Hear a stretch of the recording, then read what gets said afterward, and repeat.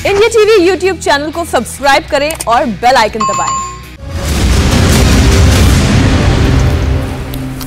तो अब बस 39 मिनट का इंतजार और है। आपके सामने इंडिया टीवी पर होगा बंगाल समेत बाकी राज्यों के चुनाव का एग्जिट पोल।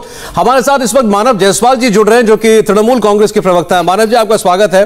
कई बार लोग होता है वो जब ओपिनियन पोल वगैरह होते हैं तो कहते हैं ये तो माहौल बनाने के लिए किया जाता है, लेकिन एग्जिट पोल के वक्त तो ऐसा कोई काम हो नहीं सकता। तो आज तो जो भी पोलस्टर है वो जो भी आंकड़ा देगा वो उसका बेस्ट असेसमेंट होगा।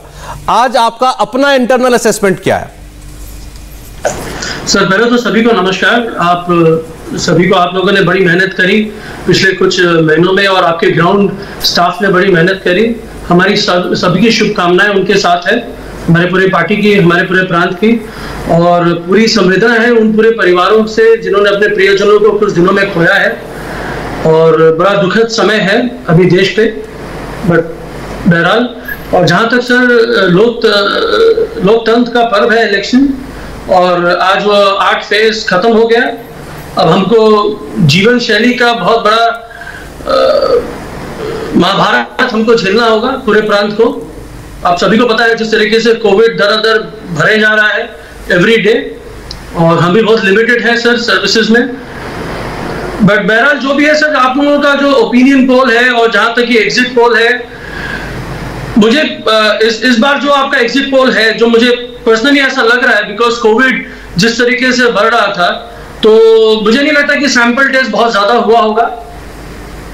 और जो कमियां आपको भी पता है कि अगर एक समूह को लेकर अगर हम लोग कभी एग्जिट पोल करें तो शायद पूरा आंकलन हमको ना मिले, लेकिन ग्राउंड में बहुत सारे जो लोग हैं, जिस तरीके से हमारा जो दीदी का जो छवि है, जिस तरीके से दीदी ने सेवा किया है पिछले 10 सालों में, जो सेवा किया है, उसके बेसिस पे हम जानते हैं कि हम 200 प्लस सीटें लेके आ रहे हैं जी। बहुत ऊर्जित है बंगाल की जननी और बहुत ऊर्जित है बंगाल के लोग। मानव जी, लेकिन आपकी पार्टी का व्यक्तिगत आकलन क्या है? आप किस रेंज में अपने आप को देखें? हमारा जो रेंज है सर, वो अभी 211 के आसपास हमारा अपना रेंज है। 211 से 215 का आकलन हम समझ रहे हैं, क्योंकि हमारा पहले 5 फेज में ही हमने तकरीबन सरकार बना ली है। और जहां तक सर 2019 का जो मापदंड था, अगर उसको भी हम अगर अपने लेके चले तो आज भी हम 168 सीटों पे खड़े। लेकिन बीजेपी का ऑलरेडी बहुत सारे ग्राउंड बीजेपी ने खो दिए हैं पिछले कुछ 2-2.5 सालों में। सीए से लेके इनकी अनर्गल डिसीजंस को लेके, कोविड को लेके लोगों ने एक मुखौटा देख लिया है बीजेपी का। चलिए मानव भाई, हमारे साथ गौरव भाटिया भी जुड़ गए, जरा उनका भी हम ओपिनियन ले लें। गौरव भाटिया, बहुत बहुत स्वागत आपका इंडिया टीवी पर। बहुत मुश्किल वक्त है जिससे पूरा देश गुजर रहा है इस वक्त, लेकिन जिस चीज का आगाज हुआ था उसको अंजाम तक पहुंचाना भी जिम्मेदारी थी, और क्योंकि लोकतंत्र का ये पर्व है इलेक्शन जिसको हम बोलते हैं, आपकी असेसमेंट क्या है? देखिए, पहले तो धन्यवाद सभी का, इंडिया का भी, जिस तरह से Covid warriors, doctors, paramedical staff कार्य कर रहा था, मीडिया ने भी एक अग्रणी भूमिका निभाई है और सही मायने में दिखाया है कि लोकतंत्र में चौथा स्तंभ क्यों कहा जाता है मीडिया को। और इस बात से भी इनकार नहीं किया जा सकता है कि ये संवैधानिक एक जिम्मेदारी होती है कि हर 5 साल में चुनाव होंगे, अनुच्छेद 172 कहता है। लेकिन कोविड का समय है और इस महामारी को हमें एकजुट होकर परास्त करना है, और इसीलिए शायद ये चुनाव जो हुए हैं ये इस वक्त हो रहे हैं जब कई नागरिक हैं जो जूझ रहे हैं कोविड के महासंकट से। मैं कुछ बातें जरूर कहूंगा, और इसको इस तरह से देखना चाहिए कि अब चुनाव पोलिंग ऑलमोस्ट पूरी हो चुकी है और एग्जिट पोल भी अभी आपके सामने आ जाएंगे, आंकड़े नहीं है। लेकिन इस चुनाव में हमने देखा किस तरह से संविधान को भी तार-तार किया ममता बनर्जी, और मैं आपको 2 बातें उसके बारे में बताऊं। सबसे पहले कहा गया कि बाहरी है, तो हमें अब चुनाव खत्म हो चुके हैं, आत्मचिंतन की आवश्यकता है कि भारत की भूमि में किसी और राज्य का नागरिक क्या बाहरी हो सकता है। और मेरा मानना है कि जब कोविड में हम लोग कहते हैं कि दूसरे प्रदेश से ऑक्सीजन आ जाए, वैक्सीन केंद्र सरकार दे, तो ये अपने आप में दर्शाता है कि पूरे देश को एकजुट होके ही कार्य करना चाहिए। चुनाव तो गौरव जी, ये तो बाहरी बनाम बंगाल, ये डिबेट तो अब शायद कोई मायने रखता नहीं है, क्योंकि जाहिर सी बात है चुनाव की प्रक्रिया अब खत्म हो चुकी है। लेकिन मुख्य मुद्दा ये है कि क्या आप अभी भी अपने आकलन पर हैं 200 के पार? क्योंकि अभी तृणमूल कांग्रेस के जो प्रवक्ता हमारे साथ हैं मानव जायसवाल जी, उनका कहना है कि 211 से 215 सीटें वो जीतेंगे, इसका उन्हें पूरा यकीन है। बिल्कुल, हमें पूरा यकीन है कि पश्चिम बंगाल में ही क्यों, बाकी जो राज्य चुनाव में गए वहां पे भी कमल ही खेलने वाला है। क्योंकि चर्चा पश्चिम बंगाल में है तो मैं वजह भी बता दूं, 10 साल में हमने देखा किस तरह से सांप्रदायिक राजनीति हुई। वहां का जो अल्पसंख्यक खासकर मुसलमान है उसके लिए तुष्टीकरण किया गया, लेकिन जो हिंदू कम्युनिटी है उसको अनदेखा किया गया। दूसरी बात, भ्रष्टाचार चरम सीमा पर, सिंडिकेट, तोलाबाजी, और उनको संरक्षण कौन दे रहा था? हमने खुद प्रेस कॉन्फ्रेंस करके दिखाया कि वो लोग सरकारी लोगों के बगल में बैठ के रुपया मांगते हैं, कमीशन मांगते हैं, सिंडिकेट बना के। और पश्चिम बंगाल की जनता का मैं धन्यवाद दूंगा, उनको डराने का प्रयास टीएमसी के गुंडों ने बहुत किया, लेकिन पश्चिम बंगाल की ही ये जनता थी। गौरव जी, मैं एक सवाल पूछना चाहता हूं आपसे। आमतौर पर गौरव जी, एक सवाल है, आमतौर पर भारतीय जनता पार्टी हमेशा ये कहती है कि ना तो वो क्षेत्र की राजनीति करती है, ना जात की राजनीति करती है, और ना ही धर्म की राजनीति करती है। लेकिन इस बार ऐसा क्यों हुआ कि बार बार हिंदू बहुल, हिंदू को उपेक्षित किया जा रहा है? इसकी चर्चा हुई, जातियों की चर्चा हुई, जाति विशेष की चर्चा हुई, जातियों को आरक्षण देने की बात कही गई। यह तो आपकी राजनीति थी नहीं, आपने बंगाल में ऐसा क्यों किया? देखिए, आपने 3 बातें कही। क्षेत्र की राजनीति तो श्री नरेंद्र मोदी जी, श्री अमित शाह जी गृह मंत्री, और हमारे राष्ट्रीय अध्यक्ष जेपी नड्डा जी और तमाम ऐसे नेता गए। हर जगह उन्होंने जो संवैधानिक दृष्टि से उचित था वही बात कही कि भाई यहां कोई बाहरी नहीं हो सकता, और पश्चिम बंगाल में भी डबल इंजन की सरकार होनी चाहिए। दिखाता है कि क्षेत्र की राजनीति हमने नहीं, ममता बनर्जी ने।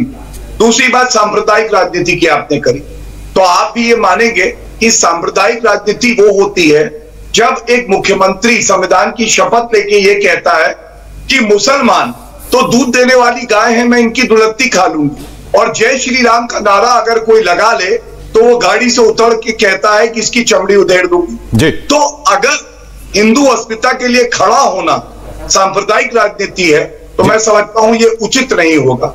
और तीसरी बात आपने कही जात की, तो मैं मत्वा समाज की बात करूंगा। ये तो हमारा संविधान भी कहता है, आप मानेंगे, कि जो पिछड़ा वर्ग है, अनुसूचित जनजाति के लोग हैं, जाति के लोग हैं, उनको हम लोग मुख्य धारा में जोड़ें। मत्वा समाज बड़ी संख्या में भारतीय जनता पार्टी के साथ इसलिए जुड़ा क्योंकि 10 साल उनको प्रताड़ित किया गया, उनकी सुध नहीं ली गई। और इसको आप ये नहीं कह सकते कि ये जात की राजनीति है, बल्कि ये राजनीति है सबको मुख्य धारा में जोड़ने की। गौरव बी.आर. अम्बेडकर साहब की अपनी दृष्टि।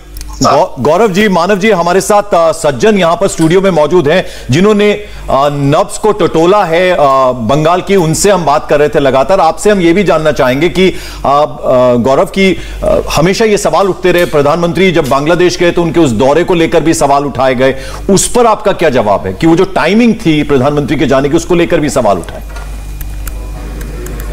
देखिए, मैं इतना ही कहूंगा कि अगर देश के प्रधानमंत्री को बांग्लादेश के मुखिया 50वीं आजादी की जो वर्षगांठ थी उस पर बुलाता है तो ये तो हर भारतीय के लिए बहुत गर्व की बात होनी चाहिए। और प्रधानमंत्री जी आप देख रहे हैं कोविड प्रबंधन में दिन रात एक करते हैं, लेकिन उन्होंने समय निकाला इसलिए कि इससे देश गौरवान्वित होता है। इसको भी राजनीति से जोड़ दिया गया। आप बताइए पंकज जी, मैं आपसे पूछता हूं, क्या 50 साल पहले 1971 में ये पता था कि 2021 में मोदी जी प्रधानमंत्री होंगे और उनको बांग्लादेश बुलाया जाएगा और पश्चिम बंगाल के चुनाव तभी हो रहे होंगे? ये संकुचित सोच की वजह से इस तरह इसका जवाब मानव जी बेहतर दे सकते हैं। मानव जी। सर, एक्चुअली वो हमारे प्रधानमंत्री हैं और हम खुद गर्वित फील करते हैं कि जिस पाकिस्तान के 2 टुकड़े एक महिला ने किया था, उस देश ने हमारे प्रधानमंत्री को फिर से याद किया। मुझे याद है सर, ब्रिगेड एक बार हुआ था, वहां के मुजीबुर रहमान जो थे वो भी यहीं पे आए थे और इंदिरा गांधी भी थी। मेरे दादाजी से मैंने सुना था कि बड़ी भीड़ हुई थी, अद्भुत दृश्य था वो। खैर वो एक समय था 1971 और देश का भूगोल बदला था, विश्व का भूगोल बदला था और एक देश का निर्माण हुआ था। लेकिन अद्भुत बात सर ये है कि पॉलिटिकली हम इसको क्यों कनेक्ट करते हैं। मानव हम जरा आपकी बात सुनेंगे। मानव, आप प्लीज हमारे साथ बने रहिए। इस वक्त हमारे साथ वो शख्स जुड़ रहे हैं जिन्होंने बंगाल को बहुत करीब से देखा है, और अगर बीजेपी, जैसा कि दावा करा जा रहा है कि अगर बीजेपी सरकार बनाती है पश्चिम बंगाल में तो एक बहुत बड़ा हाथ उनका भी होगा। कैलाश विजयवर्गीय चुनाव प्रभारी हैं पश्चिम बंगाल के, हमारे साथ जुड़े। कैलाश जी, बहुत बहुत स्वागत है आपका इंडिया टीवी पर। किस तरह से देख रहे हैं आप इस बार बंगाल चुनाव को सर? अब यानी जो मेहनत आप सब लोगों ने की है, तमाम दलों ने की है, अब उसके नतीजे का दिन आने वाला है 2 मई। यह नतीजे बहुत साफ दीवार पर लिखे हुए हैं बिल्कुल कि भारतीय जनता पार्टी की सरकार आ रही है। सवाल है नंबर का। हमने टारगेट रखा था 200 सीटों का। मुझे लगता है कि हम उसके आसपास ही रहेंगे। 10-20 कम हो सकती है, 10-20 ज्यादा हो सकती है, पर सरकार हम डेफिनेट बनाएंगे, ये हमें कॉन्फिडेंस है। क्योंकि पूरे चुनाव अभियान में जिस प्रकार से ऑर्गेनिक रूप से जनता आ रही थी, तो मतदान का प्रतिशत आपने देखा होगा पहले चरण से लेकर अभी तक जिस तरीके से निर्भीक होकर मतदान किया है लोगों ने। और मैं समझता हूँ बंगाल के इतिहास में 4 दशक बाद, 5 दशक बाद लोग अपनी इच्छा अनुसार मतदान केंद्र तक गए और अपना वोट डाला। ये बंगाल के इतिहास में 4 दशक बाद पहली बार हुआ है। तो मैं समझता हूँ कि सही डेमोक्रेसी जिसे कहते हैं ना, वो बंगाल के अंदर इस चुनाव में थी। और मैं आपके माध्यम से चुनाव आयोग को भी धन्यवाद देना चाहता हूँ और बंगाल की जनता को भी धन्यवाद देना चाहता हूँ कि बिना डर और बिना भय के उन्होंने मतदान किया। तो कैलाश जी, अजय कुमार बोल रहा हूँ। क्या बधाई दे दूं अभी से? 2 साल से लगातार हम लोग चर्चा कर रहे हैं बंगाल के बारे में। आप आश्वस्त हमेशा दिखे। चुनाव आज खत्म हो गया, स्वीकार करेंगे या 2 तक इंतजार करेंगे? मैं 2 तक इंतजार करना पसंद करूंगा, पर फिर भी यदि आप बधाई देना चाहेंगे तो मैं अपने पॉकेट में संभाल के रखूंगा और याद दिलाऊंगा 2 तारीख को कि देखिए आपने उसे दी थी, मेरे पास है। अच्छा कैलाश जी, ये बताइए, इसमें कोई शक नहीं कि आप लोग लगातार मेहनत कर रहे थे, लेकिन एक बड़ी यूएसपी क्या रही? प्रधानमंत्री जी जाहिर सी बात है पूरे चुनाव को अपनी तरह साथ लेकर चलते हैं, लेकिन भारतीय जनता पार्टी की सबसे बड़ी यूएसपी आपके हिसाब से क्या है जो कि बंगाल के लोगों को आपके दरवाजे तक लेकर आई? देखिए, सबसे बहुत साफ है, बिल्कुल एकदम क्लियर कट है कि प्रधानमंत्री जी का नेतृत्व, अमित शाह जी की रणनीति, नड्डा जी का मार्गदर्शन और कार्यकर्ताओं की मेहनत, फिर इसके साथ ही ममता जी के राज के 10 साल का फेल्यूर, कुल मिलाकर यदि हम देखें तो सिंडिकेट राज, टोलाबाजी और माफिया राज, कोयला माफिया, गोरू माफिया, इस सब से जनता त्रस्त थी। लोग विश्वास नहीं कर रहे थे कि ममता जी के राज में भी ऐसा हो सकता है जिसने हमेशा संघर्ष किया। मैं भी जब दूर से ममता जी को देखता था इंदौर से, तो मैं बड़ा रिस्पेक्ट करता था कि यार ममता जी बहुत लड़ाकू है, आज देखिए कितनी सादगी से यहाँ पर रहती है। पर यहाँ आने के बाद जब उनके पीछे मैंने जो एक सर्कल देखा, जो एक ग्रुप देखा, जो एक ग्रुप का तांडव देखा जी, तो मैं भी आश्चर्य हो गया कि ममता जी का बाहर से जो चेहरा दिखता है वो कैसा है और पीछे किस प्रकार का खेला चल रहा है, वो मैं देखकर आश्चर्यचकित हो गया। तो मेरे मन में आदर उनके प्रति था, बहुत रिस्पेक्ट था ममता जी के प्रति, तो थोड़ा सा कम हुआ यह बंगाल के हालात। कैलाश जी, हमने लगातार देखा तृणमूल कांग्रेस को जब से चुनाव शुरू हुआ, 8 फेज में हमने देखा निजेर में, यानी बंगाल की लड़की ही, बंगाल की महिला ही सीएम बनेगी, ये बात कहते रहे और ये सवाल उठाते रहे कि बीजेपी अगर सरकार बनेगी तो मुख्यमंत्री कौन होगा। इसको लेकर लगातार वो सवाल उठाते रहे।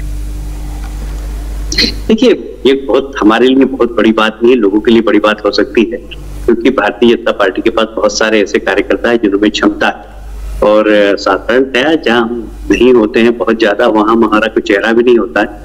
पुराना उदाहरण सब आपके सामने है, महाराष्ट्र का, उत्तर प्रदेश का, हरियाणा का, हम साधारणतया चेहरा नहीं रहता है। पर फिर भी अब 2 तारीख को परिणाम आएंगे, 3 तारीख को विधायक दल की बैठक होगी, हमारे इंटरनल डेमोक्रेसी है, विधायक दल अपना नेता चुनेगा, फिर हमारी पार्लियामेंट बोर्ड उस पर सील लगा देगा, वो मुख्यमंत्री बन जाएगा। इसलिए हमारे लिए वो बहुत बड़ी बात नहीं, क्योंकि ये पार्टी कोई 1-1.5 लोगों की पार्टी नहीं है कि भाई टीएमसी है तो बुआ जी और भतीजे दोनों की पार्टी, दोनों को निर्णय करना है, या उत्तर प्रदेश में जाएंगे तो वहां पर मायावती जी को निर्णय करना है, मुलायम सिंह जी और भतीजे दोनों मिलकर 1.5 आदमी निर्णय करने की। हमारे एक ऑर्गेनाइजेशन, एक हमारी व्यवस्था है, उस व्यवस्था के अनुरूप ही हम निर्णय करेंगे। और इसलिए हमारे लिए फिक्र की बात नहीं, हमारे लिए चिंता की बात नहीं। लोग जरूर सोचते हैं कौन होगा मुख्यमंत्री, कौन मुख्यमंत्री। जो भी होगा मुख्यमंत्री, वो भारतीय जनता पार्टी का कार्यकर्ता होगा, वो बंगाल का भूमिपुत्र होगा और माननीय मोदी जी के नेतृत्व में बंगाल का विकास करेगा। सोनार बंगला का जो हमने वादा किया है जनता से बना जी।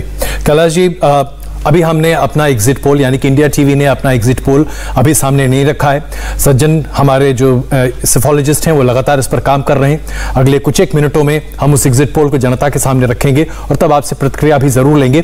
लेकिन कुछ एक क्षेत्रीय प्रकाशन है बंगाल के जिनके एग्जिट पोल मेरे पास आ रहे हैं। मैं उन आंकड़ों को अभी आपके सामने नहीं रख रहा, लेकिन वो आपकी पार्टी को हारते हुए दिखा रहे हैं। क्या आपको लगता है कि कुछ एक ऐसे भी संस्थान, एग्जिट पोल्स वाले लोग हैं, तमाम लोग हैं जो आज जिस तरह से अपनी चीजों को सामने रख रहे हैं, क्या ये संभावनाएं कहीं से भी बन सकती हैं कि भारतीय जनता पार्टी ये चुनाव हार जाए? देखिए, मेरा बहुत 40 साल का अनुभव है। मैंने राजनीति 5 वर्ष से चालू की। मैं विधायक रहा, मंत्री रहा, मेयर रहा, तो संगठन में काम कर रहा हूँ। मैंने संगठन सत्ता दोनों को बहुत नजदीक से देखा है। और 6 साल से मैं बंगाल में 294 सीट है। यहाँ पर कम से कम किसी विधानसभा में 10 बार गया, किसी में 2 बार गया, किसी में 5 बार गया। सारी विधानसभाओं में घूमा।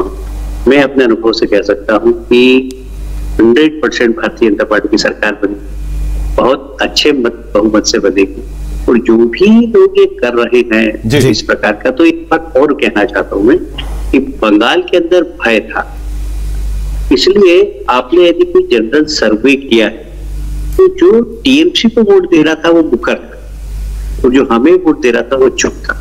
और इसलिए लोग, अगर सर्वे में उनको कोई गलत नहीं कह रहा हूं कि उन्होंने इस प्रकार का सर्वे किया तो कोई पूर्वाग्रह से क्या होगा, नहीं, उन्होंने क्या होगा समाज के बीच में गए होंगे, उनको रिजल्ट मिले। इसलिए कि यहाँ डर और भय था, तो लोग बोलते नहीं थे कि भारतीय जनता पार्टी को वोट देंगे, तो टीएमसी वाले बोलते थे। जी कैलाश जी, दीदी लगातार अपनी रैलीज में ये भी बोलती आई कि बीजेपी के पास तो कैंडिडेट्स तक नहीं थे, यानी शुभेंदु अधिकारी जो थे वो तृणमूल कांग्रेस छोड़कर बीजेपी में आए, और यहां तक कि आपको अपने एमपीज को उतारना पड़ गया विधानसभा चुनाव में। नहीं, ऐसा है कि एमपीज को उतारा इसका मतलब ये नहीं थे। देखिए, हम बहुत पूर्व से हमें बिल्कुल पता था कि हम सरकार में आएंगे, तो हमें सरकार चलाना है। तो सरकार, देखिए, सरकार बनाना एक चुनौती है, उसके बाद अच्छी सरकार चलाना ये दूसरी चुनौती। ये हमारी दूरदृष्टि थी कि हमने हमारे एमपीज को लड़ाया। इसका कारण है कि उनको मंत्रिमंडल में हम स्थान देकर और एक अच्छा मंत्रिमंडल बनाएंगे, क्योंकि सरकार चलाना बंगाल जैसे बड़े प्रदेश में इतना आसान भी नहीं है। तो कुछ अनुभवी लोग जिन्होंने सरकार में काम किया है, कम से कम जिन्होंने दुनिया देखी है, ऐसे लोग का मंत्रिमंडल बने और बंगाल का जो सपना बंगाल की जनता ने देखा है वो टीम पूरा करे। ये हमारा सोच था इसके पीछे। कैलाश जी, 24 तारीख को मेरी प्रशांत किशोर जी से बातचीत हो रही थी। वो अपना आकलन साझा कर रहे थे और अभी भी पूरे तरीके से आश्वस्त हैं। वो अपने ट्वीट पर आज भी कायम है कि 100 से ज्यादा सीटें भारतीय जनता पार्टी को नहीं आएंगी। कोई मशवरा देना चाहेंगे उनको आप? नहीं, देखिए, ऐसा है कि वो बड़े आदमी में भारतीय जनता पार्टी का छोटा सा कार्यक्रम मैं बंगाल करने आया, पीछे से ऐसा है कि अब बड़े आप भी कैलाश जी कभी कभी बहुत अच्छी चीज कह जाते हैं। जी कैलाश जी, सौरभ बोल रहा हूं। मैं एक चीज आपसे पूछना चाहता हूं कि इस बार ये जो सेंट्रल फोर्सेस गई बंगाल में, इनके ऊपर जितनी राजनीति हुई, ये हमने इससे पहले कभी किसी राज्य के अंदर नहीं देखा। इसकी आप क्या वजह समझते हैं? कभी किसी ने ये नहीं कहा आज तक किसी चुनाव में कि सीआरपीएफ आ गई है या कोई और सेंट्रल फोर्स आ गई है तो इससे हमें दिक्कत है। बंगाल में क्यों आई? देखिए, ये आप अपने पूरे पुराने वीडियोस निकालिए। जब यहाँ पर सीपीएम की सरकार थी और ममता जी जब विपक्ष में थी, उन्होंने अटल बिहारी वाजपेयी जी प्रधानमंत्री थे, उनसे कहा कि चुनाव जब हो सकते हैं जब सेंट्रल फोर्स यहाँ पर आएगी, नहीं तो निष्पक्ष चुनाव नहीं होंगे। फिर चुनाव आयोग से मिली। चुनाव आयोग ने पहली बार बंगाल के अंदर सेंट्रल फोर्स बहुत जबरदस्त दिया था और उसके बाद ममता चुनाव जीती थी। अब वही ममता जब सेंट्रल फोर्स का विरोध कर रही है, तो आप देखिए, जब ट्रेन में जब जगह नहीं मिलती है तो जब अंदर वाला व्यक्ति जो बोलता है जगह नहीं, और जब आदमी बैठ जाता है तो जो बैठता है वो भी कहता है जगह नहीं, दूसरे से चढ़ने नहीं देता है। ये बिल्कुल ममता जी की यही स्थिति है कि पहले उन्होंने सेंट्रल फोर्स को आमंत्रित किया कि निष्पक्ष चुनाव होना चाहिए, सीपीएम के राज में निष्पक्ष चुनाव नहीं हो सकते, सेंट्रल फोर्स जरूर चाहिए। अब वो सत्ता में आ गई तो सेंट्रल फोर्स का विरोध कर रही है, तो अब उसके बारे में भी कमेंट्स नहीं कर सकता। आप सब समझते हैं इस बात। एक सवाल है जो कि कई बार मन में कौंधता रहा, ऐसा क्यों रहा कि ममता बनर्जी लगातार ये जोर देती रही कि आखिरी 4 चरण के मतदान एक ही बार करा दिए जाएं। इसमें कोई शक नहीं कि पूरे देश में कोरोना की आपदा बड़े पैमाने पर थी, बंगाल में भी, लेकिन वो लगातार जोर देती रही कि एक ही चरण में हो जाना चाहिए, जबकि बीजेपी कहती रही कि नहीं, चारों चरण जैसे कि चुनाव आयोग ने कहा है वैसा ही हम करेंगे, हम इसमें कोई आपत्ति नहीं है। क्या किसी तरह का कोई भय, कोई आशंका, या दरअसल उन्हें इस बात का फायदा दिख रहा था कि अगर एक बार में चुनाव हो जाए तो मेरी जीतने के आसार बढ़ सकते हैं? देखिए, 2 बातें हैं इसमें जी। पहली बात तो ये कि चुनाव आयोग जो कार्यक्रम घोषणा करता है उसमें फॉर्म भरने की तारीख, फॉर्म को जांच करने की तारीख, फिर उसके बाद फॉर्म वापस लेने की तारीख, फिर चुनाव चिन्ह आवंटन की तारीख, उसके बाद प्रचार के लिए पर्याप्त समय कि आप उस समय में आपको प्रचार करना है। आप किसी उम्मीदवार का फंडामेंटल राइट्स कि प्रचार करे, वो अपनी विधानसभा क्षेत्र में जाए, उसको कैसे खत्म कर सकते जी? उसको अपनी जनता के बीच में जाने का अवसर देंगे कि नहीं देंगे? आप उसको कैसे खत्म करेंगे? तो ये तो असंवैधानिक मांग थी, पहली बात। दूसरी बात, उनका ये सोच हो सकता है कि चारों एक साथ हो जाए, फोर्स कम पड़ जाए, तो फिर हमारे गुंडे जाके वापस फिर से पोलिंग बूथ पे कब्जा कर ले, और जो 4 चरण में हम नहीं कर पाए आने वाले 4 चरण में कर लेंगे। ये सोच हो सकता है उनका, ये उनका सोच है। पर मैं संवैधानिक बात कर रहा हूं आपसे कि ऐसा कभी भी नहीं होता कि चुनाव आयोग ने कोई कार्यक्रम अनाउंस कर दिया, उसके बाद हम क्लब करते उसको। ये चुनाव प्रचार करने वाले उम्मीदवार के फंडामेंटल राइट्स का कैलाश जी, बहुत ही मुश्किल परिस्थिति में इस बार बंगाल का चुनाव हुआ। अब 8वां चरण खत्म हो चुके हैं और अब बंगाल का जो भविष्य वो ईवीएम में कैद हो चुका है। 2 मई को नतीजे आएंगे, लेकिन चुनाव आयोग को लेकर बहुत सारे सवाल तृणमूल कांग्रेस ने उठाए। अभी हम कांग्रेस के प्रवक्ता से भी सवाल करे तो उन्होंने भी कहा कि इतने मुश्किल समय में 8 चरणों में चुनाव, और फिर जब पता चल गया था कि कोरोना से स्थिति इतनी बुरी होती जा रही है तो फिर 4 चरण तब भी बचे थे। तो क्या आप मानते हैं कि एक बड़ी उपलब्धि है चुनाव आयोग की कि इस बार हिंसा उतनी देखने को नहीं मिली? क्या इस पर क्या कहेंगे आप? देखिए, 2 बातें इसमें। एक तो पहली बात तो 4 दशक पहले जो हिंसा होती थी, 4 दशक तक हिंसा हुई, पहली बार ऐसा चुनाव हुआ जिसमें हिंसा कम से कम हुई, पहली बात। दूसरी बात, 4 दशक बाद बंगाल के लोगों ने स्वयं स्वतंत्र होकर मतदान केंद्र पर गए और अपनी इच्छा अनुसार वोट डाला। दूसरी बात। तीसरी बात कि चुनाव आयोग ने वो सारे कोविड के जितने भी प्रोटोकॉल थे उसका पालन करवाया। आप देखिए, समय बढ़ाया, समय बढ़ाने के बाद सोशल डिस्टेंसिंग का पालन करवाया। आपने देखा होगा लंबी लंबी लाइन लगी थी पर सोशल डिस्टेंसिंग के साथ लगी हुई थी। इन सब चीजों का पालन हुआ है, जितना हो सकता था उतना हुआ है। और मैं समझता हूँ कि चुनाव आयोग की भी एक मर्यादा है, जनता की भी एक मर्यादा है, और सबने एक दूसरे को सहयोग किया और इसलिए चुनाव संपन्न हुआ। और इसलिए अब देखिए, बहाने कुछ भी हो सकते हैं, आरोप कुछ भी हो सकते हैं। हारने वाले लोग, अभी आया नहीं है ये, अभी हारने वाले लोग कभी खाली चुनाव आयोग पे आरोप लगाएंगे, फिर बेचारे ईवीएम तो हमेशा पक्का परमानेंट है, कह रहे बोले कि वो मशीन में ही गड़बड़ी थी, तो ये तो एक परमानेंट आरोप है। तो हारने के बाद ये भी आरोप लगेगा हम पे, तो ये बहुत सामान्य सी बात है आजकल चुनाव में। और जनता सब समझती है कि इस प्रकार के आरोप से कुछ फर्क नहीं पड़ता। जनता ने भरपूर आशीर्वाद भारतीय जनता पार्टी को दिया है। कैलाश जी, वैचारिक तौर पर अगर देखा जाए तो असम में जब पहली बार भारतीय जनता पार्टी की सरकार बनी तो इसे एक बड़ी वैचारिक जीत के तौर पर देखा गया। उसके बाद बड़ी चुनौती बीजेपी के लिए बंगाल और केरल। बंगाल का प्रभार आपके सामने। बंगाल में जैसा कि आप लोग दावा कर रहे हैं, अगर आपकी जीत हो जाती है, ये आपकी पार्टी के लिए, संघ परिवार के लिए वैचारिक स्तर पर कितनी बड़ी जीत होगी और इसका महत्व क्या होगा? इसके थोड़ा सा आगे बढ़ना चाहता हूं जी। सिर्फ आप उसको संघ या वैचारिक में देखिए, देश के लिए भी बहुत जरूरी है, क्योंकि बंगाल सीमावर्ती प्रदेश है। यहाँ से जिस तरीके से क्षेत्रीय दलों ने, चाहे सीपीएम हो, चाहे टीएमसी हो, वोट की राजनीति, तुष्टीकरण की नीति, वोट बैंक के कारण जिस प्रकार घुसपैठियों को प्रवेश दिया और घुसपैठियों ने आकर जिस तरीके से वहां पर बंगाल के संस्कार और संस्कृति को खत्म करने की कोशिश की है, और उसके साथ साथ देश की आंतरिक सुरक्षा को भी खतरा था। फेक करेंसी वहां से आ रही थी, अवैध हथियार वहां से आ रहे थे, आतंकवादी वहां से आ रहे थे, और कुल मिलाकर देश की आंतरिक सुरक्षा को खतरा था। तो देश के लिए भी बंगाल के अंदर ऐसी पार्टी का आना जो राष्ट्रवादी सोच की हो, ये बहुत जरूरी है। और मैं समझता हूँ भारतीय जनता पार्टी का आना ये सिर्फ संघ के लिए या विचार परिवार के लिए नहीं, देश के लिए भी बहुत जरूरी है। ऐसा कैलाश जी, महिलाओं का साथ मिला है बीजेपी को इस बार? हाँ बिल्कुल, महिलाओं ने भरपूर वोट दिए, घर से निकलकर वोट दिए, और जिस तरीके से महिलाएं वहां पर दुखी थी, शोषण हो रहा था उनका, और एक शब्द हमारे नड्डा जी ने बड़ा अच्छा था कि रिटेल करप्शन था यहाँ पर, तो उससे सब लोग बड़े परेशान थे। उससे महिलाओं ने बहुत आगे आकर वोट दिया और भारतीय जनता पार्टी को आशीर्वाद दिया। ऐसा मुझे अभी ट्रेंड से दिखाई दे रहा है। एक सवाल मैं आपसे पूछना चाहता हूं कैलाश जी, जैसा अभी आपने कहा कि अब जो हारेगा वो हो सकता है वो सेंट्रल फोर्सेस को दोष दे, हो सकता है ईवीएम को दोष दे, वगैरह वगैरह।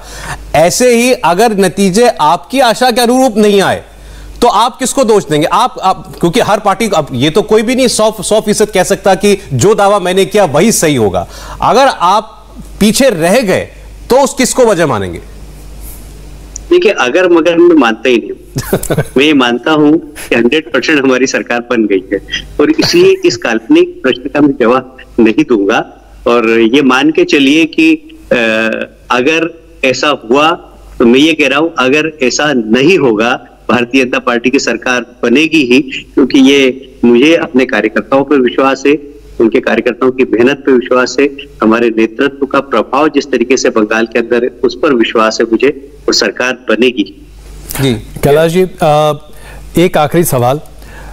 अभी तक हमने बंगाल की जो राजनीतिक पृष्ठभूमि को देखा उसमें सबसे पहले कार्डर बेस्ड पॉलिटिक्स की शुरुआत वामपंथ दलों ने की। उसके बाद माना गया कि यही कार्डर टूटकर पूरी तरीके से टीएमसी के साथ आ जुड़ा। आज बहुत सारा एक बड़ा तबका है बंगाल में जो कह रहा है कि जो बचा हुआ कार्डर लेफ्ट का था और जो तृणमूल कांग्रेस का असंतुष्ट कार्डर था वो आज आपके पास पहुंच गया है, क्योंकि आपके पास जमीन पर कोई आदमी नहीं था। क्या ये बात सही है? नहीं, ऐसा भी नहीं है। जमीन पे हमारे पास आदमी था, और जमीन में हमारे पास कार्यकर्ता बड़ी संख्या में थे, बड़ी संख्या में हमने कार्यकर्ता खड़े किए। ये बात सही है कि कार्यकर्ता तो हमारे पास होते, पर प्रभावी नेताओं की कमी थी, इस बात को स्वीकार करता हूँ। और नेटवर्क कार्यकर्ताओं का हमारे पास नीचे बहुत जबरदस्त है, ये मैं बहुत जवाबदारी के साथ बात कहना चाहूँ। जहां तक पार्टी में आने वाले लोग हैं वो आए हैं निश्चित रूप से, पर भारतीय जनता पार्टी के साथ आने के बाद उनका डिसिप्लिन, उनके नेताओं का मार्गदर्शन, जब आदमी देखता है ना, जैसे मैं आपको अंदर की बात बताता हूँ जी, पहली बार बता रहा हूँ जब चुनाव समिति की बैठक हुई और उसमें शुभेंदु दा, राजीव जी और सब लोगों ने जब देखा कि प्रधानमंत्री जी बैठते हैं, सब लोग बैठते हैं, डिस्कशन होता है वो डेमोक्रेटिक तरीके से, प्रजातांत्रिक तरीके से, तो बाहर आकर वो बोले ऐसा होता है क्या पार्टी में? हम तो इतने साल से राजनीति में हमने देखा ही ये सब कुछ। तो ये पार्टी डिफरेंस है ना जो ये दिखाई देता है, और अपने आप डिसिप्लिन में काम करने लगता है। और इसलिए पार्टी का एक तरीका है काम करने का, और जब आदमी देखता है तो सीखता है और उस अनुरूप चलने लगता है। इसलिए हमारे लिए कोई चुनौती नहीं है। आप लोगों को ऐसा लगता होगा कि बहुत सारे लोग आ गए, क्या होगा? कुछ भी नहीं होगा, सब दक्ष और आराम में खड़े रहेंगे, आप चिंता मत करिए। कैलाश जी, ये बताइए, हमने जितना आपको देखा, अजय ने कहा था आखिरी सवाल है, लेकिन आखिरी सवाल मैं आपसे पूछ लेता हूं। आपने मेरा स्कोप ही खत्म कर चलिए, सौरभ का आखिरी सवाल होगा। मेरा सेकंड लास्ट सवाल है कैलाश जी, वो ये है कि आपका वो जो एक प्रतिभा जो हम अक्सर देखते हैं स्टेज पर, आप सुंदर सा गाना गाते हैं, इतना थका दिया होगा आपको इस चुनाव में, इतने सालों से आप बंगाल में मेहनत कर रहे हैं, अगर रिजल्ट आपके फेवर में आता है, बीजेपी सरकार बनाती है, तो वो वाला पहलू कैलाश विजयवर्गीय का हमें देखने को मिलेगा या नहीं? सॉरी मैं परिणाम के बाद आपको जरूर सुनाऊंगा, ये पक्की वादा है मेरा। अरे कैलाश जी, अब ये हम क्यों कहें कि अंतिम सवाल है? अब तो अब जब आप कहेंगे कि आप मेरा आखिरी जवाब है तब हम मानेंगे। तो ये सवाल वैसे हम लोग सेफोलॉजिस्ट से पूछते हैं, सज्जन यहाँ पर है, ये सर्वे कर रहे हैं, तो एक हम जर्नलिस्ट का एक बड़ा फेवरेट सवाल होता है कि भाई ये जो वोट पड़ रहा है, ये एंटी वोट पड़ रहा है या प्रो वोट पड़ रहा है? यानी कि ये टीएमसी के लिए नाराजगी वाला वोट है, या ये अगर बीजेपी को लोग पसंद कर रहे हैं तो ये बीजेपी के लिए प्रो वोट है? आपने वहां पर क्या देखा? क्योंकि बंगाल की जनता ने आपका शासन तो देखा नहीं है, राज्य में तो नहीं देखा कम से कम। देखिए, दोनों है। मैं इस बात को स्वीकार करता हूं कि कोई पॉजिटिव वोट होता है, कुछ नेगेटिव वोट होता है। हमको नहीं देखा, पर प्रधानमंत्री जी को देखा, प्रधानमंत्री जी की योजनाओं को देखा, प्रधानमंत्री आवास योजनाओं को देखा, प्रधानमंत्री उज्ज्वला योजना को देखा। 80 लाख लोगों के घर के अंदर गैस के चूल्हे पहुंचे, एक नया पैसा उसका नहीं लगा, और उनको जरा सा कुछ भी सामान लाना तो वहां पर टोलाबाजी, टैक्स देना पड़ता। पर उज्ज्वला योजना के गैस के चूल्हे उनके घर पर गए, एक नया पैसा नहीं लगा। तो लोगों ने कंपेयर किया इस बात को कि भारतीय जनता पार्टी की देखो योजना, प्रधानमंत्री की योजना, हमको एक नया पैसा देना नहीं पड़ा। तो राज्य की किसी भी सरकार योजना के लिए हमको स्थानीय टोलाबाजी को पैसा देना पड़ता है। तो एक प्रो वोट भी है, एक नेगेटिव वोट भी है कि जो लोग ममता जी से परेशान थे, उनके गुंडों से परेशान थे, वो चाहते थे कि गुंडाराज समाप्त हो, तो इसलिए उनको लगता है कि बीजेपी ही एक ऐसी विकल्प में वो भी वोट मिला। तो हमें दोनों वोट मिला, ऐसा मैं मान के चलता। इंदौर में एक पुरानी कहावत है, मौके पे चौका, तो वही अभी कैलाश जी मैं भी चौका मार ही लेता हूं। एक आखिरी सवाल जो आखिरी की फहरिस्त चल रही है, अमित शाह जी को बिहार के चुनाव में हमने उतने कारगर तरीके से सामने आते हुए नहीं देखा, लेकिन बंगाल के चुनाव और असम के चुनाव में, खास करके कैंपेन में, अमित शाह जी बहुत आगे निकले और बहुत सारी सभाएं भी की। जेपी नड्डा जी ने भी की, प्रधानमंत्री जी की सभाएं भी रहीं बड़े पैमाने पर। लेकिन अमित शाह की सक्रिय भूमिका, ये भूमिका आप लोगों के लिए कितनी मददगार रही है? बहुत ज्यादा। देखिए, प्रधानमंत्री जी, अमित शाह जी, नड्डा जी, राजनाथ जी, लोग नितिन जी, इनका जो प्रवास हुआ है ये बहुत ही जबरदस्त था। और विशेषकर अमित शाह जी के बारे में आपने पूछा तो मैं बंगाल के बारे में जरूर बताना चाहता हूँ, असम के बारे में बताना चाहता हूँ कि जो सीए का बिल आए से बहुत सबसे ज्यादा प्रभावित लोग यदि है तो बंगाल के अंदर है। तो वो एकदम अमित शाह जी को एकदम हीरो की तरह देखते हैं। और जो लोग बांग्लादेश से आए हुए हैं यहाँ पर और जिन्हें नागरिकता अभी तक नहीं मिली, और जिस प्रकार उन्होंने छाती ठोक के कहा कि मैं नागरिकता दूंगा, आप चिंता मत करिए, तो लोग तो बहुत एक आइडियल नेता के रूप में देखते हैं बंगाल के अंदर। ये मैंने महसूस किया है। कैलाश जी, आपने बहुमूल्य वक्त अपना दिया। हमने आपसे कई आखिरी सवाल पूछे और हम उम्मीद करते हैं कि 2 मई तक इस तरह के न जाने कितने आखिरी सवाल हम आपसे पूछते रहेंगे। आपने जो वक्त दिया उसके लिए बहुत धन्यवाद, और बधाई को जेब में संभाल कर रखिएगा। 2 तारीख को सूलूंगा आपसे। बहुत बहुत शुक्रिया आपका कैलाश जी। तो ये बातें जो अभी निकल कर आ रही हैं सौरभ, अगर खास करके कैलाश जी की बात करूं तो तकरीबन 2 साल से कार्यभार इनके हाथ में है बंगाल का, और बहुत बड़े पैमाने पर परिवर्तन करने की इन्होंने कोशिश की। 2019 में जब लोकसभा के चुनाव चल रहे थे उस वक्त ऐसा लग रहा था जैसे कि कैलाश जी व्यक्तिगत बातचीत में कई बार कहते थे कि यार इतना मुश्किल काम मिल गया है, पता नहीं हो पाएगा कि नहीं। इनकी बातों से आपको क्या लगा सौरभ? मैं आचार्य जी दरअसल जब तक नतीजे ना आ जाएं मैं तो कुछ कहना नहीं चाहता। मैं तो जबकि ओपिनियन पोल, और सज्जन को बुरा लग सकता है, हाँ। लेकिन ओपिनियन पोल और एग्जिट पोल के साथ मैं तो डिस्क्लेमर चलाता हूं हमेशा कि भाई ये अनुमान है, आंकलन है, असेसमेंट है, ये नतीजे नहीं है। तो नतीजे तो 2 तारीख को ही आएंगे। नेता आपको हर नेता इतना ही कॉन्फिडेंट दिखाई देगा जितने भी कैलाश विजयवर्गीय दिखाई दे रहे थे, या आप किसी तृणमूल कांग्रेस के नेता से बात कर लीजिए। अब ये सज्जन जैसे एक्सपर्ट बता सकते हैं कि ये जो इनका कॉन्फिडेंस दिख रहा था ये कितना दिखाने के लिए था और कितना वास्तविक है। देखिए, मतलब नेता तो एक्सपर्ट्स होते हैं, मतलब वो हाथी के दांत खाने के और दिखाने के, लेकिन जहाँ तक मेरी रीडिंग है उस हिसाब से पार्टी की लीडरशिप जो है बीजेपी, उनको फीडबैक होगा। और तृणमूल जो है उनके पास तो पूरा एक मशीनरी है, पार्टी के अलावे जो पॉलिटिकल मैनेजर्स हैं उनका तो फीडबैक है। लेकिन मुझे लग रहा है कि जहाँ तक अभी इस बार मैं शुरू से कहता आ रहा हूँ कि चेंज का जो नैरेटिव ग्राउंड पे है, ठीक है, वो इतना मजबूत था कि आप कुछ भी करके उसको मैनेज नहीं कर सकते थे उसके डायरेक्शन को बदलने में। सज्जन 4 मिनट बचे हैं जी, बेट की लगाया जाए? बिल्कुल भाई, वेजर लगाने की आदत मेरी बड़ी पुरानी है, तो आप कहाँ लगा रहे हैं वेजर अपना?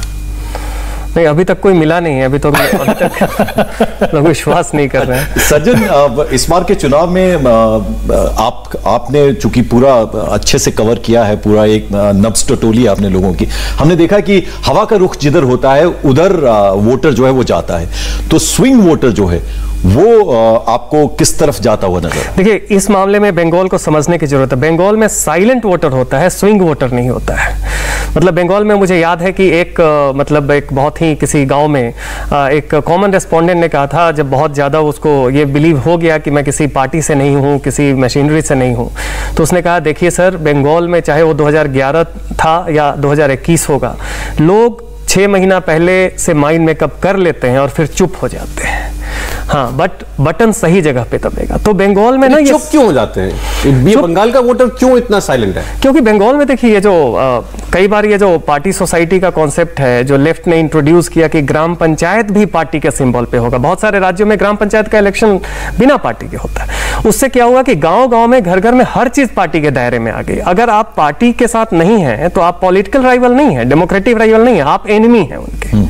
तो ये डर कि अगर हमने खुल के बता दिया और खुदा न खास्ता रूलिंग पार्टी के अगेंस्ट में आपकी व्यू है और वो जीत नहीं पाई, तो फिर आप हर तरीके से प्रताड़ित किए जाएंगे। तो जब तक उनको विश्वास नहीं हो जाता है कि हम जिस पार्टी के पक्ष में बोल रहे हैं वो रूलिंग पार्टी से अगर अलग है, वो जीतेगी, वो खुल के बोलते नहीं। इसलिए हमने कहा कि दिसंबर तक पब्लिक चुप थी, लेकिन जब हम इस बार गए हैं मार्च में, अप्रैल में, तो हमने एक डिग्री ऑफ डिफरेंस पाया कि लोग जो हैं इस बार कंपेयर टू दिसंबर वो ज्यादा खुल के बोल रहे थे। चलिए सज्जन, आपसे ये भी जानना चाहेंगे, मैं डबल एम की बात करूं, मैं मुस्लिम्स की बात करूं, मैं महिलाओं की बात करूं, खासतौर पर ग्रामीण अंचलों में जो महिलाएं रहती हैं उनकी बात करूं, और जो भद्र लोग हैं, इनका अगर एक एक करके आप हमें बताएं कि इनका किस तरह का इस बार रहा होगा इस चुनाव को? देखिए, इस चुनाव में 2 नैरेटिव्स हैं। एक नैरेटिव जो कि ग्राउंड रिपोर्ट्स आप जितने भी देखेंगे तो हर ग्राउंड रिपोर्ट जो भी गया हो, किसी भी मीडिया आउटलेट से गया हो, चाहे उसकी वैचारिक अपनी प्रतिबद्धता कुछ भी हो, सबने कहा है कि जमीन पे एंटी इनकम्बेंसी बहुत ज्यादा है। और ये कोई नॉर्मल एंटी इनकम्बेंसी नहीं है जो आपको बाकी रहा। इस एंटी इनकम्बेंसी में डर है, इसमें थोड़ा नफरत भी है, तो बदलाव की व्याकुलता है, बस थोड़ा डर है। दूसरी बात, इसलिए लोगों ने कहा कि इस बार टीएमसी की मुश्किलें बहुत बढ़ गई हैं।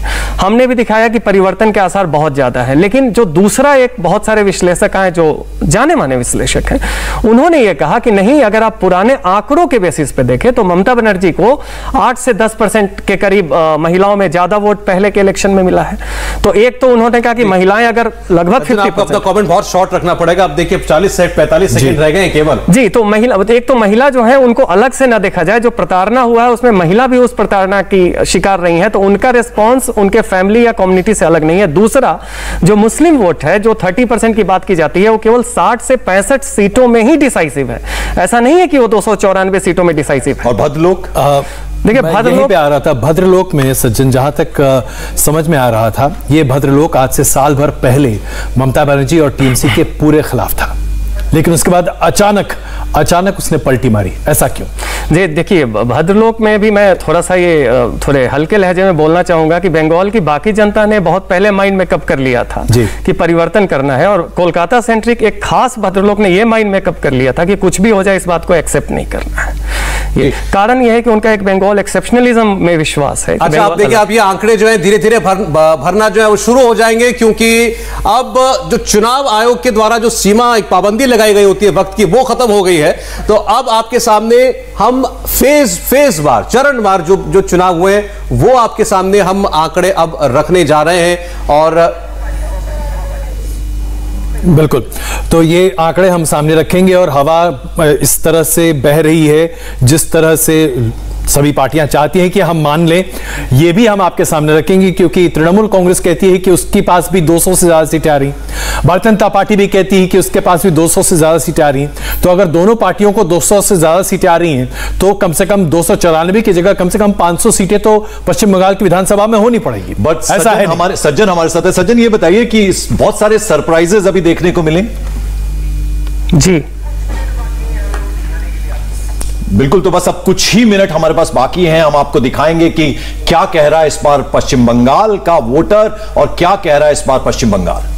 और थोड़ी देर में आपके सामने ये जो रुझान एग्जिट पोल के हैं वो आना शुरू हो जाएंगे। एग्जिट पोल ओपिनियन पोल से बहुत फर्क होता है। सज्जन आपको बताएंगे इस मामले में कि ओपिनियन पोल में आप लोगों की राय जानना चाहते हैं कि वो किसको पसंद कर रहे हैं, उनके लिए कौन से मुद्दे हैं। एग्जिट पोल में तो आप सीधे पूछते होंगे जाके कि आपने किसको वोट दिया है। जी, तो जी, ये आंसर ज्यादा एग्जैक्ट होता है। जी जी, उसमें ये होता है, देखिए नाम ही एग्जिट पोल, जब कोई वोट देके एग्जिट करता है, ठीक है, उसके बाद आप पूछते हैं कि भाई वोट किसको पड़ा है, तो उसमें एक्यूरेसी की संभावना जो है वो बढ़ जाती है। ओपिनियन पोल में आप अनुमान लगाते हैं, बहुत बार वोटर्स भी बहुत क्लियर नहीं होता है, तो उसमें आपका इन्फरेंस जो है आपको कंक्लूड करना पड़ता है। एग्जिट पोल में ये होता है कि आप एक बहुत ही नजदीक से जब देखते हैं तो उसकी एक्यूरेसी थोड़ी बढ़ जाती है। सज्जन, अगर हम इसको बेहतर तरीके से अपने दर्शकों को समझाने की कोशिश करें, आमतौर पर जो पारंपरिक एग्जिट पोल होता है उसमें आप लोगों से सवाल बड़े सीधे तौर पर पूछते हैं कि आपने किसको वोट दिया, क्या वजह थी, और उसके साथ साथ आप उसमें मार्जिन ऑफ एरर लेकर चलते हैं। आमतौर पर उसे हम 3% प्लस या माइनस लेकर चलते हैं, यानी कि 3% ज्यादा सीटें आ सकती हैं या 3% कम सीटें आ सकती हैं। लेकिन आपने जो एग्जिट पोल किया उसमें और बाकी एग्जिट पोल्स में जो एग्जिट पोल करने वाली कंपनियां हैं उसमें क्या बुनियादी फर्क है? देखिए, बुनियादी फर्क मेथोडोलॉजी का है। बाकी जो है वो एक क्वांटिटेटिव मेथड में क्या होता है कि क्वेश्चनेयर के साथ जाते हैं, चाहे फोन से करें या फील्ड इन्वेस्टिगेटर के थ्रू करें, उसमें क्वेश्चंस लिमिटेड होते हैं और आंसर के स्पेसेस भी लिमिटेड होते हैं। उसके बेसिस पे एक डेटा आता है और उस डेटा के बेसिस पे आप एक लार्जर पिक्चर निकालते हैं जिसमें आपका व्हाट एस्पेक्ट कैप्चर हो जाता है। अगर ट्रेंड को आपने समझ लिया तो कि क्या हो रहा है। हमारी जो मेथोडोलॉजी है वो क्या है कि उसे हम हमेशा सामान्य भाषा में क्वालिटेटिव मेथड कहते हैं, क्योंकि उसमें डेटा जो है वो बस एक बैकग्राउंड इसके लिए जरूरी होता है। बाकी क्या होता है कि उसमें आप हर विधानसभा में आप जाते हैं और वहां पे सबसे पहले वहां की डेमोग्राफिक प्रोफाइल को समझते हैं, वहां की कास्ट कम्युनिटी, उसके अलावा ऑक्यूपेशनल इसको, और फिर उसके हिसाब से अपने पर्पस के हिसाब से आप लोगों से मिलकर एक लंबी बातचीत करते हैं। सैंपल आपका छोटा होता है लेकिन रिप्रेजेंटेटिव होता है। तो आपके हिसाब से आपका सैंपल कितना बड़ा है, क्या है सैंपल साइज आपका?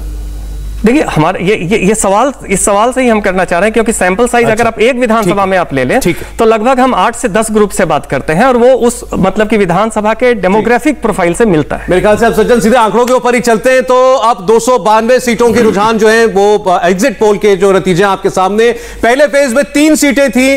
बीजेपी को हमारे एग्जिट पोल के मुताबिक, सज्जन कुमार सिंह के एग्जिट पोल के मुताबिक 24 से 27 सीटें मिल सकती हैं। टीएमसी को 3 से 6, कांग्रेस को 1 भी नहीं और अन्य को 0। तो ये बीजेपी के लिए एक तरफा लहर पहले चरण की सीटों में साफ दिखाई दे रही है इस एग्जिट पोल के अंदर, जिसमें 30 में से 24 से 27 सीटें, टीएमसी को 3 में से 6 सीटें, कांग्रेस को 1 भी नहीं और अन्य को भी 1 भी सीट नहीं। तो ये तो बिल्कुल एक तरफा स्वीप बीजेपी के लिए इस पहले फेज में दिखाई दे रहा है। सज्जन जी, देखिए ये एरिया भी ऐसा है कि जो लोकसभा में भी बीजेपी ने काफी अच्छा इसमें मतलब परफॉर्म किया था।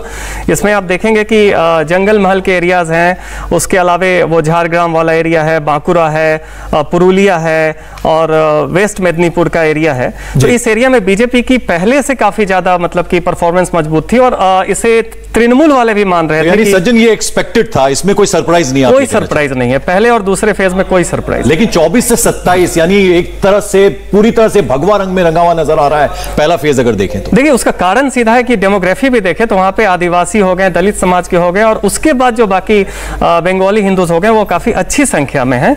यहाँ पे माइनॉरिटीज कम है, तो बीजेपी को बहुत ज्यादा यहाँ पे चैलेंज नहीं मिला है, पहले से उनका आधार यहाँ पे। बिल्कुल, अगर हम इस क्षेत्र की बात करें तो दरअसल आइए सज्जन हम लोग जरा यहाँ पर देखें, बातचीत यहाँ पर शुरू करते हैं। आइए आप यहाँ आए। अगर हम इस क्षेत्र की बात करें सज्जन, तो कुल मिलाकर स्थिति यह है कि इस 30 सीटों में जो चुनाव हुए थे इसमें जो 2016 के जो रुझान और नतीजे उस वक्त आए थे, 24 सीटें तृणमूल कांग्रेस ने इन 30 में से जीती थी जी। आज आप जो बता रहे हैं ये पूरा पलट है, कम से कम आप अपने दर्शकों को दिखाना चाहते हैं। आप देखिए, पहली पूरी खेप में सब कुछ भगवा है, यहां पर एक सीट जो कि तृणमूल कांग्रेस को मिल रही है, यहां पर सारी चीजें भगवा के पास, उसके बाद फिर यहां पर एक सीट तृणमूल कांग्रेस को मिल सकती है और फिर एक सीट इस खेप में।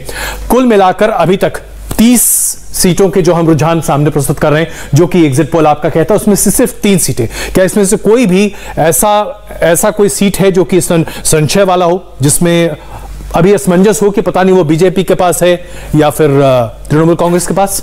देखिए, इसमें 3 सीटें, जैसे मैंने कहा कि इसमें 24 सीटें बीजेपी की कंफर्म है जी, और जो बाकी 3 सीटें हैं, ठीक है, वो उस डेटा में था, वो 3 सीटों पे बीजेपी को एज है। तो उस 3 सीट्स पे मतलब कि ये हो सकता है कि थोड़ा फेरबदल हो, हालांकि होना नहीं चाहिए, क्योंकि जब एक बदलाव की सुनामी चलती है तो कोई आइलैंड नहीं बचता है ये करके।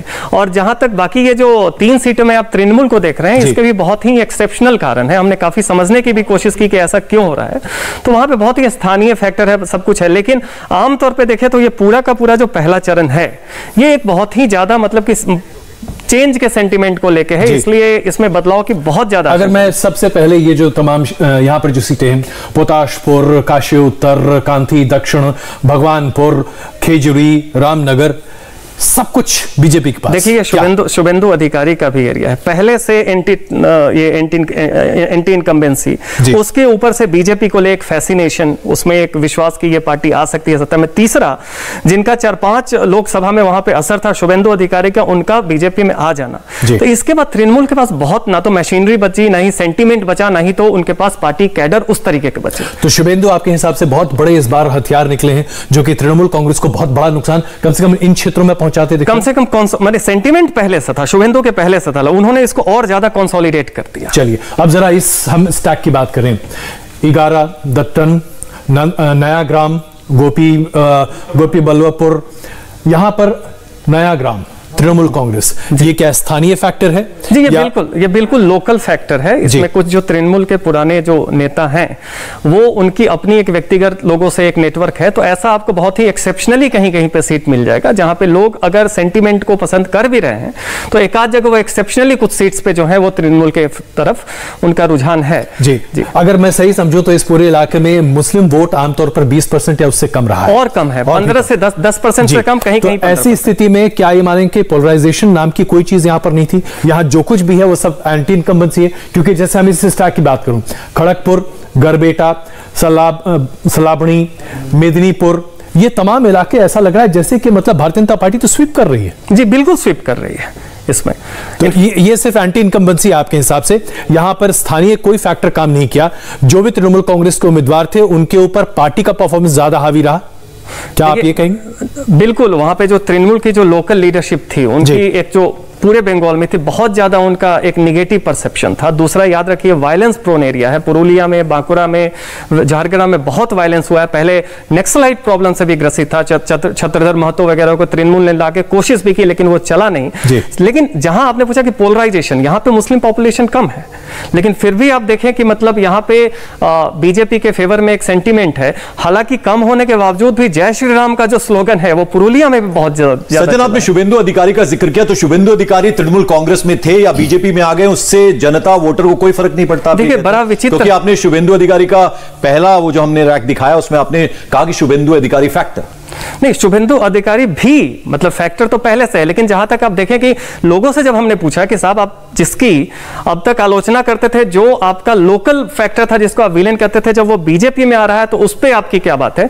तो लोग बड़े ही विचित्र कहते हैं कि देखिए हमें इस बार चेंज करना है, उस चेंज का जो जो आधार होगा हम उसको स्वीकार कर लेंगे। तो लोग क्या होता है ना, एक लार्जर पिक्चर को देखते हैं, उसमें वो कौन चेंज का वो कारण बन रहा है उस पर बहुत ज्यादा ध्यान नहीं। सज्जन, मैं एक और चीज आपसे समझना चाहता हूं, अगर ये बाकी 2 स्टैक्स भी देखें, यहां पे एक सीट तृणमूल कांग्रेस के पास जाती हुई दिख रही है, आपका एग्जिट पोल ये कहता है।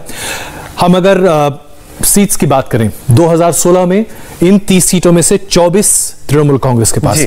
2019 के लोकसभा के चुनाव को अगर मैं एक्सट्रापोलेट कर दूं तो 15 सीटें इन 30 में से बीजेपी ने जीती थी, लेकिन आज आपके एग्जिट पोल के हिसाब से 24 सीटें तो जीत ही रही है, 3 और भी जीत सकती है।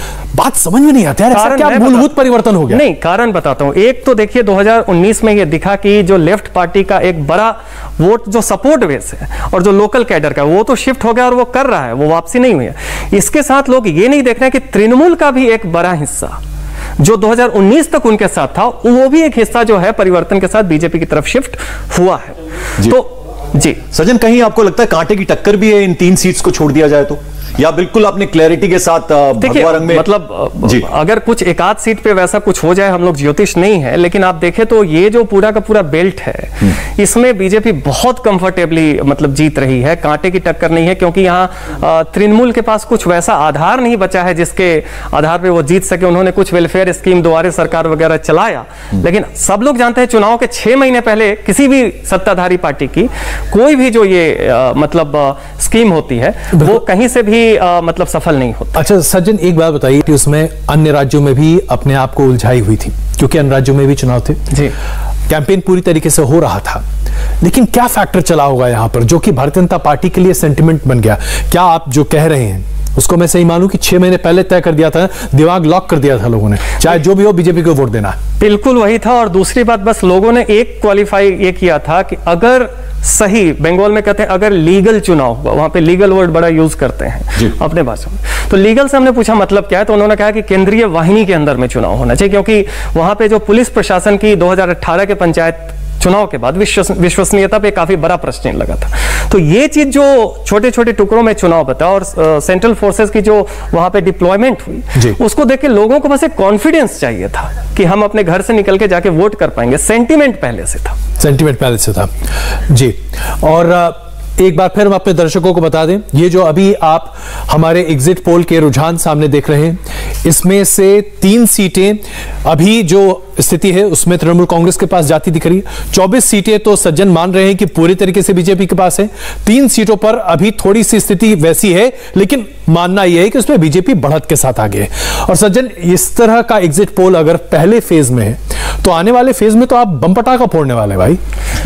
देखिए, तृणमूल को एक ही चीज वहां पे बचा रहा है, एंटी इनकम्बेंसी हर कम्युनिटी में है, चाहे हिंदूज हो मुस्लिम्स हो, लेकिन जो डेमोग्राफी है वो तृणमूल को बचा रही, नहीं तो ये हाल पार्टी का त्रिपुरा वाला होने वाला था। जी सज्जन, ये जो सल्तोरा सीट है इसकी बहुत चर्चा रही, क्योंकि यहाँ दिहाड़ी मजदूर की पत्नी को टिकट दिया गया था जी, तो इस सीट की बहुत चर्चा रही, क्या कारण उसके पीछे? देखिए, बांकुरा मतलब लोकसभा के अंदर सल्तोरा सीट आता है, और जब हम बिल्कुल जब अपनी सर्वे कर रहे थे, स्टडी कर रहे थे, तो पुरुलिया होते हुए हम बांकुरा में एंटर किए थे, तो लगातार बीजेपी की तरफ रेस्पॉन्स मिल रहा था। अचानक सल्तोरा में हमें थोड़ा ठहराव मिला, तो हम भी थोड़े चौंक गए कि यूजुअली ऐसा आपको होता नहीं है जब एक लहर होती है।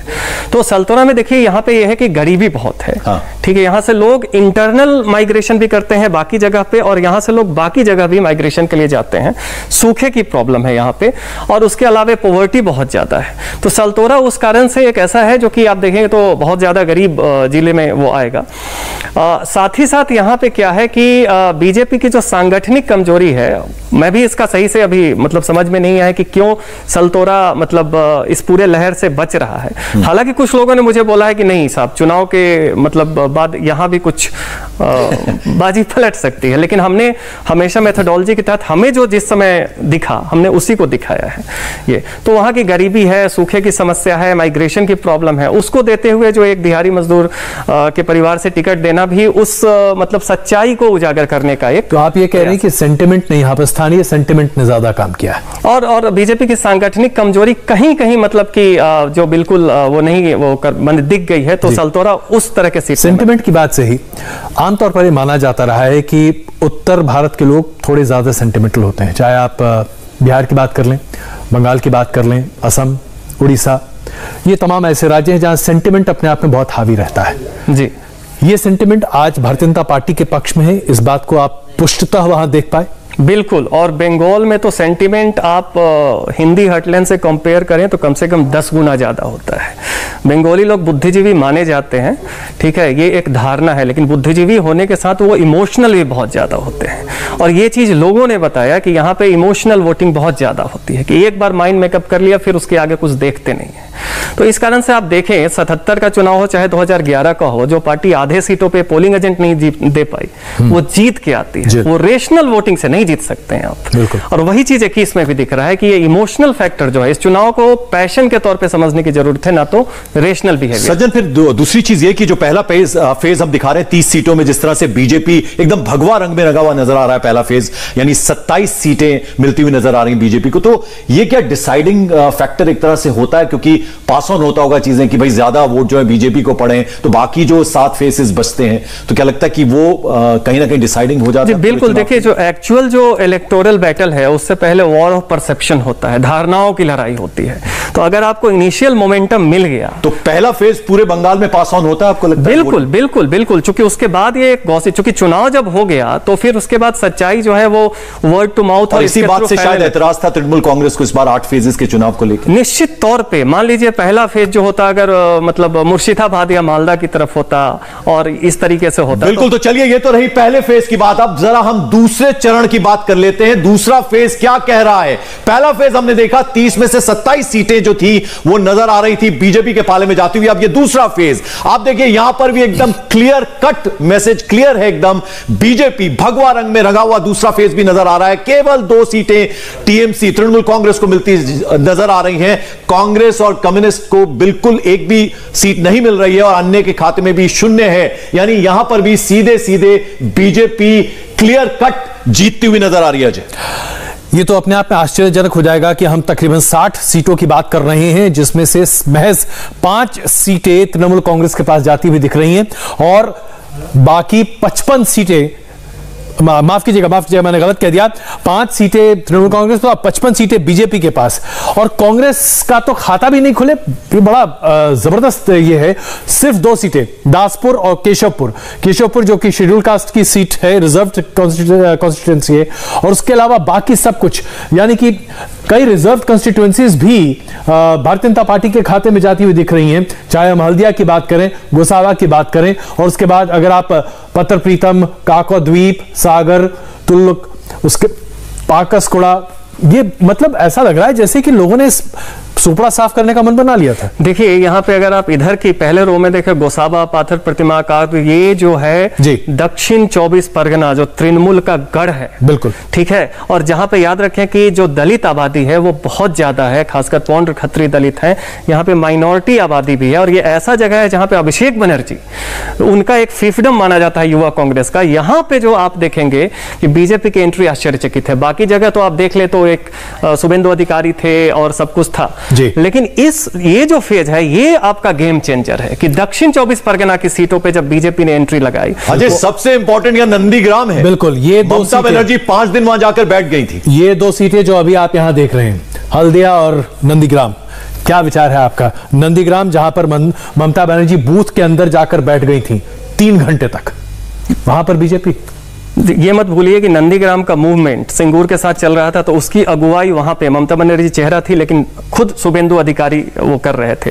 वहां पे जो शहीद मीनार बना है वो इन्होंने बनवाया है। तो शुभेंदु अधिकारी नंदीग्राम के सेंटीमेंट के साथ जुड़े हुए। दूसरा, नंदीग्राम में पोलराइजेशन जबरदस्त हुआ, कहीं ना कहीं से वो अंतिम जो चुनाव हुआ है वो हिंदू बनाम मुस्लिम के फैक्टर पे दुर्भाग्य से हुआ है। लेकिन चूंकि इस आधार पे पूरे बंगाल में एक अंडर करेंट था, तो इसका सीधा फायदा जो है शुभेंदु अधिकारी को मिला है। एक तो ध्रुवीकरण का, और दूसरा वो उस मतलब कि नंदीग्राम की पहचान से काफी मजबूती से जुड़े हुए हैं। तो ममता बनर्जी का प्रभाव था, लेकिन शुभेंदु भी कोई लाइट वेट पर्सनैलिटी नहीं थे नंदीग्राम। लेकिन अगर आप नंदीग्राम में बीजेपी को यहां पर जीत का भरोसा देख रहे हैं और ये आपका एग्जिट पोल कहता है, तो ममता बनर्जी का राजनीतिक करियर एक तरह से मुख्यमंत्री बनने का रास्ता तो नहीं बनता यहां पर, क्योंकि अगर वो सीट हार जाती हैं तो फिर रास्ता खत्म। नहीं, देखिए, ये सवाल तो तब आएगा अगर तृणमूल जीत जाए, जो कि मेरे हिसाब से तो ये बिल्कुल पॉसिबल नहीं। लेकिन ये बहुत बड़ी बात होगी कि नंदीग्राम से ममता बनर्जी चुनाव हार जाए, और ये फिर शुभेंदु जो है वो एक जाइंट किलर भी होंगे, जैसे ममता बनर्जी का भी रिकॉर्ड है कि उन्होंने जब तो फिर जाइंट किलर मुख्यमंत्री बनेगा। ऐसा लगता है आपको? लेकिन अगर हम जायंट क्लियर की श्रृंखला देखें तो हमने ये भी देखा है कि अमेठी में राहुल गांधी को स्मृति ईरानी ने हराया, जायंट क्लियर उन्हें भी कहा गया था। शुभेंदु अधिकारी का प्रभाव इतना हो सकता है क्योंकि ममता बनर्जी अगर नंदीग्राम हार जाती हैं, जो कि उन्होंने अपना सब कुछ वहां पर दांव पर लगा दिया, वो किसी और सीट से खड़ी नहीं हुई, बार बार यह आशंका जताई जा रही थी कि किसी और सीट से खड़ी होंगी, नंदीग्राम तो एक तरह से फिर तो एक तरह से बात खत्म ही हो जाती है, फिर तृणमूल कांग्रेस के लिए कुछ बचेगा नहीं। देखिए, तृणमूल से जितने भी लोग बीजेपी में आए हैं, चाहे वो प्रभावी हो, कुछ भी हो, बड़े स्ट्रेटेजिस्ट हो, लेकिन मास लीडर एक ही है ममता बनर्जी के बाद, और वो है शुभेंदु अधिकारी, जिनके आने के साथ केवल प्रभाव नहीं है बल्कि मासेज भी शिफ्ट हुआ है। इस कारण से शुभेंदु फैक्टर जो है, चाहे बहुत लोग हैं, मुकुल रॉय हैं, मिहिर गोस्वामी हैं, सब लोग अच्छे अच्छे लीडर हैं जो तृणमूल से आए हैं, लेकिन जो मास फॉलोइंग है वो शुभेंदु अधिकारी। सचिन जरा ये बताइए, एक मिनट, मैं एक सवाल पूछना चाह रहा था, ये जो 2 जगह आप मेहरबान हुए तृणमूल कांग्रेस पे, इसका क्या कारण? दासपुर की मैं बात करूं, केशपुर की बात करूं। देखिए, बीजेपी का संगठन वहां बहुत कमजोर है, मतलब बीजेपी सांगठनिक तौर पे और भी जगह कमजोर है, लेकिन जैसा मैंने कहा कि जो भी आपको इन जगह पे मिल रहा है ये डेमोग्राफी के कारण नहीं मिल रहा है। नहीं, पर सज्जन, इन टोटलिटी देखते हैं ना हम, 30 सीटों पर जब इतना जबरदस्त प्रदर्शन हो रहा है 28 सीटों पर, तो 2 में ऐसी कमी क्यों रह गई? 2 में देखिए कमी है कि हमने भी इस बात को पूछा कि भाई ये पूरा का पूरा जो सैलाब है यहाँ क्यों नहीं पहुंच रहा है, तो लोगों ने इसका जो बताया, जो कि जिसके आधार पे हम करें, उन्होंने बताया कि एक तो बीजेपी का वहां पे सांगठनिक ये काफी कमजोर रहा है, और कहीं ना कहीं कुछ कुछ सीट्स पे जो एक सेंटिमेंट को एक कॉन्फिडेंस में बदल देना कि अगर हम चाहते हैं तो बदल भी जाएगा, वो छूट गया है। और ये बिल्कुल ही बहुत जगह व्यवहारिक तौर पर होता है कि बीच बीच में एक आध सीट आपका छूट जाए। तो केशपुर और दासपुर दोनों जगह बीजेपी की संगठन बाकी जगह कमजोर है, यहाँ पे और भी ज्यादा कमजोर है, और इस कारण से तृणमूल के स्थानीय समीकरण यहाँ पे। टीएमसी की जरा कमियां भी गिना दीजिए यहाँ पर। इस सज्जन, मैं क्षमा चाहता हूं, वापस हम नंदीग्राम पर आए, क्योंकि ये जो नंदीग्राम का जो जायंट बैटल है, इस पर पूरे देश की निगाहें। क्या आप ये मानते हैं कि शुभेंदु अधिकारी खुद अपने आप पर, अपने दम पर इतने बड़े नेता है कि ममता बनर्जी के सामने खड़े हो सके? पहला। और दूसरा, क्या आपको लगता है कि भारतीय जनता पार्टी यहां पर फोर्स मल्टीप्लायर के तौर पर शुभेंदु के साथ काम कर रही थी और उसने ममता बनर्जी के अपील के ऊपर काम किया है? देखिए, यहाँ पे दोनों फैक्टर है। एक तो वो शिशिर अधिकारी परिवार से आते हैं जो अतुल्य घोष के टाइम से प्रोटेजी हैं, तो एक उस परिवार का प्रभाव है जो कि सीपीएम के अगेंस्ट में भी एक कांग्रेस फैमिली से आता है, बाद में तृणमूल। दूसरा यह है कि बीजेपी ने सर्टेनली मल्टीप्लायर का काम किया। अकेले शुभेंदु अधिकारी के लिए ममता बनर्जी से पंगा लेना बहुत मुश्किल पड़ जाता, क्योंकि वहां पर क्या हुआ है कि जहां तक वो परिचित थे, पॉपुलर थे, और उनके साथ हमने देखा कि एक जो जनरल क्राउड है उनकी सिंपैथी भी थी, क्योंकि ये था कि भाई अचानक से फैमिली एक कल्चर आ रहा है, पैराशूटिंग हो रही है, प्रोजेक्शन हो रहा है एक लीडर का, और जो डिजर्विंग है सेकंड लाइन के उनको दरकिनार किया जा रहा है। तो शुभेंदु का मार्जिनलाइजेशन जो है, क्योंकि नंदीग्राम में 40% मुसलमान नहीं, 40% नहीं है यहाँ पे। इसमें 2 सेक्टर थे ना, एक सेक्टर जिसमें 40% के आसपास आबादी थी, पूरे सेक्टर को देखें तो शायद ऐसा नहीं था, लेकिन आधी आबादी ऐसी थी जिसके बीच में 40% मुसलमानों की आबादी थी, और यह माना जा रहा था कि यह अपने आप में एक बहुत बड़ा गेम चेंजर होगा। उसमें से भी क्या आपको लगता है, आपको ऐसा आसार दिखता है कि वो टूटे होंगे? अन्यथा नंदीग्राम से ममता बनर्जी के हारने की बात करना थोड़ा सा अचरज जैसी बात लगती है। नहीं, मैं इसको बताता हूं। जैसे 2 ब्लॉक है, नंदीग्राम और 1 एंड नंदीग्राम 2, तो उसमें आप देखें, जहां तक मुझे याद है कि नंदीग्राम 1 में जो आप कह रहे हैं कि जो मुस्लिम पॉपुलेशन है वो ज्यादा है, नंदीग्राम 2 में काफी कम है, वो लेस देन आई थिंक 20%, करीब 14% है। तो एवरेज जो होता है आपका 30% से भी कम हो जाता है। तो पहली बात तो ये हो गई। और दूसरी बात, जो कि मैंने कहा कि पोलराइजेशन बहुत जबरदस्त था। अंतिम दिन की जितनी भी ग्राउंड रिपोर्ट आप देखें, हर जगह यही बात आई है।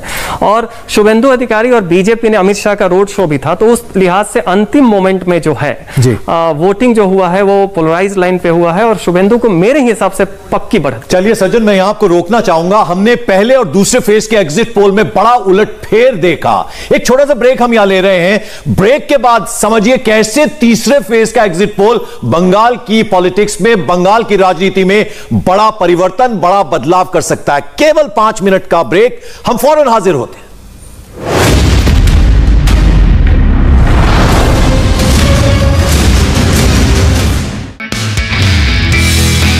नमस्ते, मैं हूं मीनाक्षी जोशी। वीडियो और खबरों से अपडेट रहने के लिए India TV YouTube channel subscribe करें, बेल आइकन दबाना ना भूलें। जुड़े रहें इंडिया टीवी के साथ।